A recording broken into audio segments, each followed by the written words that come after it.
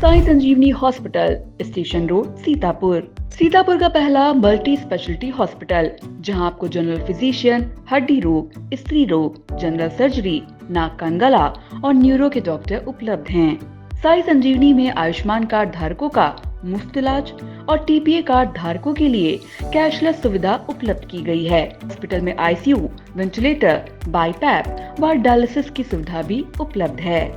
Sai Sanjeevani hospital, station road, Sitapur. At SEI, my feet trace the ancient rhythms of our heritage, weaving stories of culture and tradition. Each step is a celebration of our roots and a lesson in grace and perseverance. Singhania Educational Institute, cultivating knowledge. आपने यह मुहावरा तो सुना ही होगा कि तूफान आने से पहले की खामोशी, जो कि समाजवादी पार्टी के पूर्व विधायक अब्दुल्ला आजम की खामोशी पर एकदम चरितार्थ हो रहा है। नमस्कार, आप देख रहे हैं आई इंडिया और मैं हूं डॉक्टर पंकज सिंह गौर। अब्दुल्ला आजम यानी कि आजम खान का बेटा और राजनीतिक वारिस 25 फरवरी को 17 माह बाद हरदोई जेल से अब्दुल्ला आजम जब बाहर आए तो उनके होंठ नहीं खुले। मीडिया के तमाम कैमरे उन पर लगे रहे। हरदोई से लेकर रामपुर तक मीडिया कर्मी इस उम्मीद में रहे कि अब्दुल्ला आजम कुछ तो बोल दें, लेकिन अब्दुल्ला ने एक शब्द भी नहीं बोला।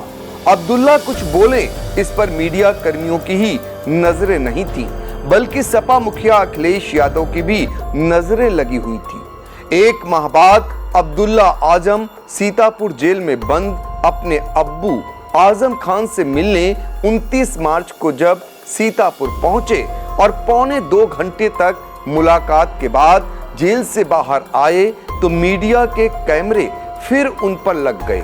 मीडिया कर्मी चिल्लाते रह गए कि अब्दुल्ला आजम कुछ तो बोल दो, ईद की मुबारकबाद ही दे दो, आजम खान ने कोई संदेशा भेजा हो वही बता दो।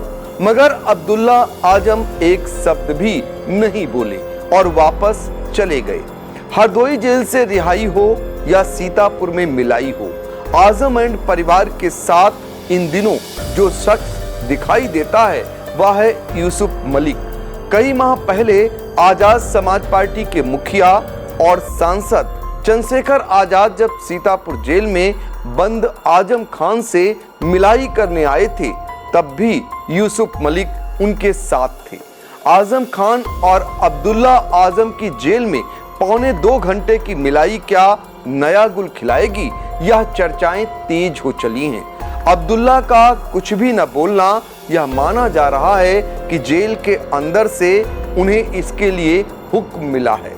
अब जो 2 बातें हो रही हैं उनमें सबसे पहली बात यह है कि आजम एंड फैमिली सपा से दूर होती जा रही है, क्योंकि आजम खान से जेल में मुलाकात के दौरान उनकी पत्नी तंजीम फातिमा और बेटा अदीब आजम जब आया था तब भी एक भी सपाई नजर नहीं आया था, और जब अब्दुल्ला आजम सीतापुर जेल मिलने पहुंचे तब भी एक भी सपाई नजर नहीं आया।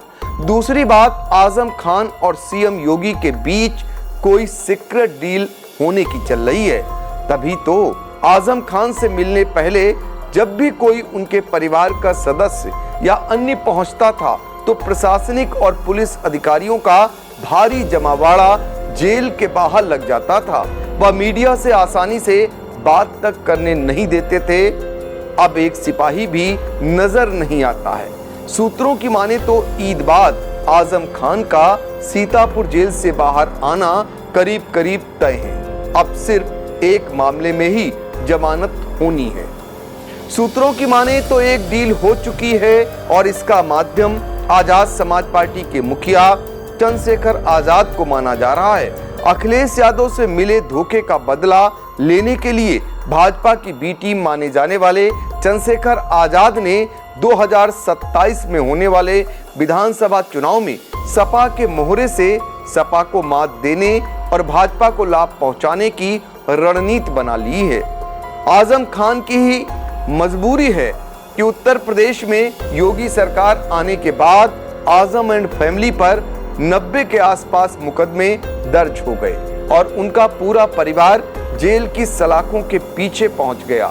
पिछले करीब 44 महीने से जेल काट रहे आजम खान ने परिवार को बचाने के लिए डील की है, ऐसा माना जा रहा है। बताया जाता है कि आजम खान के परिवार को शत्रु संपत्ति मामले में मिली जमानत इसी डील का नतीजा है।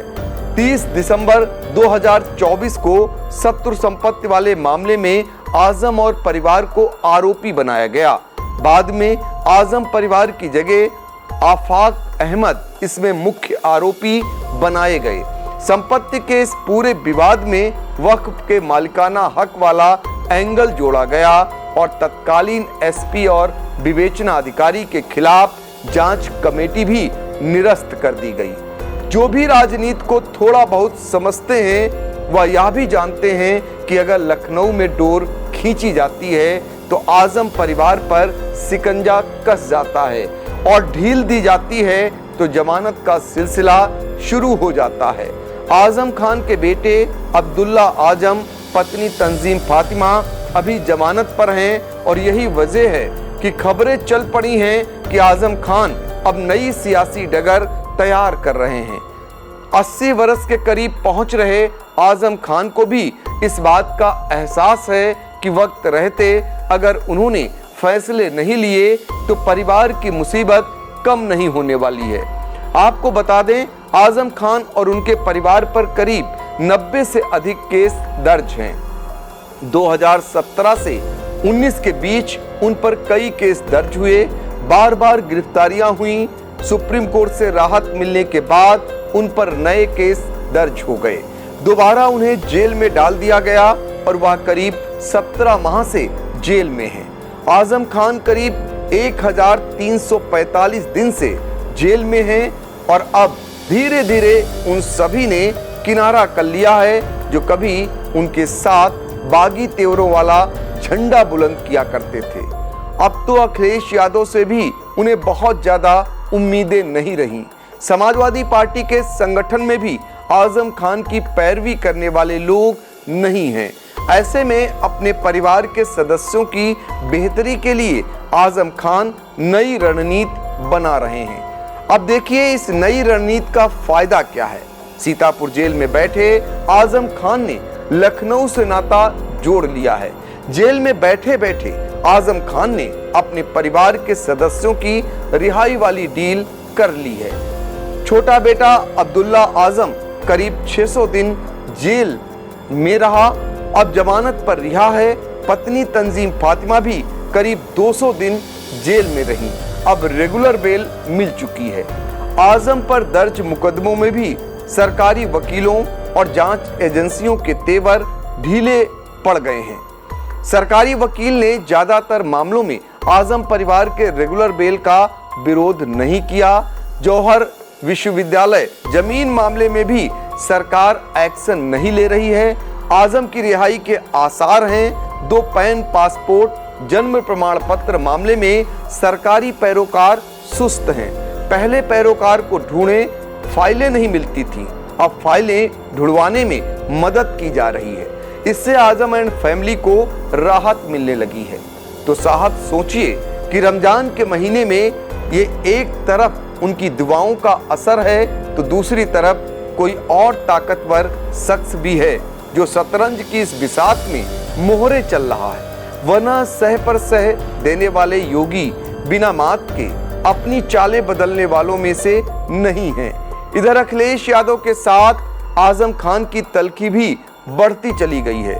आप सोच रहे होंगे कि हम ऐसा कैसे बोल रहे हैं, तो सबसे पहले आजम खान की वह चिट्ठी पढ़ते हैं जो चंद्रशेखर आजाद से मुलाकात के बाद जेल से बाहर आई, जिसमें आजम खान ने इंडिया गठबंधन और अखिलेश यादव पर सवाल उठाए थे। उसमें लिखा था कि समाजवादी पार्टी को रामपुर में हुए जुल्म और बर्बादी का मुद्दा संसद में उतने ही मजबूती से उठाना चाहिए जितना संभल का उठाया गया। रामपुर में हुए कथित अत्याचारों के बाद ही संभल पर हमला हुआ और इस दौरान इंडिया गठबंधन खामोश तमाशाई बना रहा। गठबंधन मुस्लिम नेतृत्व को मिटाने में लगा रहा। गठबंधन को मुस्लिम नेतृत्व पर अपनी स्थिति स्पष्ट करनी चाहिए। अगर ऐसा नहीं हुआ तो मुसलमानों को अपने हालात और भविष्य पर विचार करना पड़ेगा। इसके जरिए सब कुछ स्पष्ट हो गया। वैसे जब पहली बार आजम एंड फैमिली जेल में आई थी तब भी योगी सरकार आजम को अपने पाले में लाने के लिए कई प्रयास किए थे। तब चंद्रशेखर आजाद की जगह माध्यम शिवपाल यादव और आचार्य प्रमोद कृष्णम हुआ करते थे।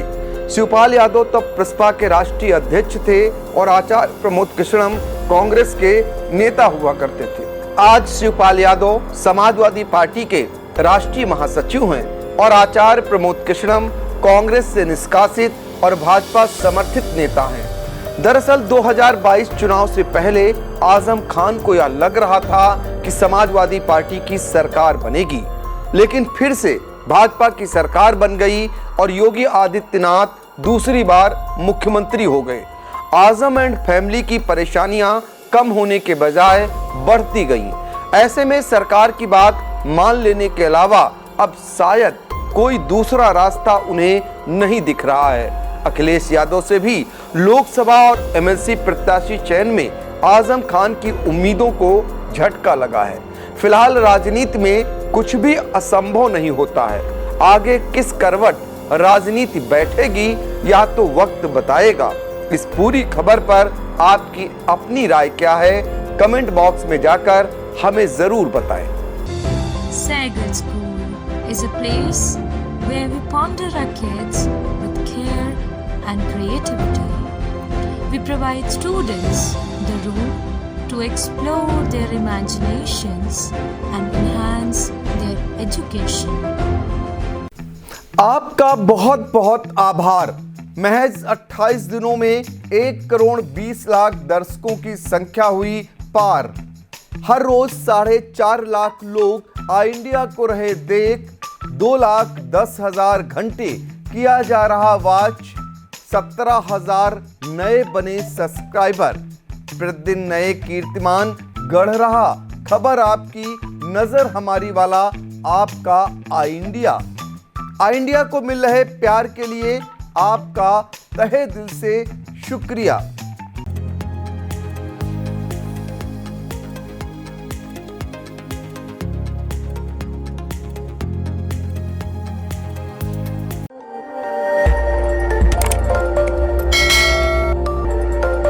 खबर आपकी, नजर हमारी। देखते रहिए आई इंडिया।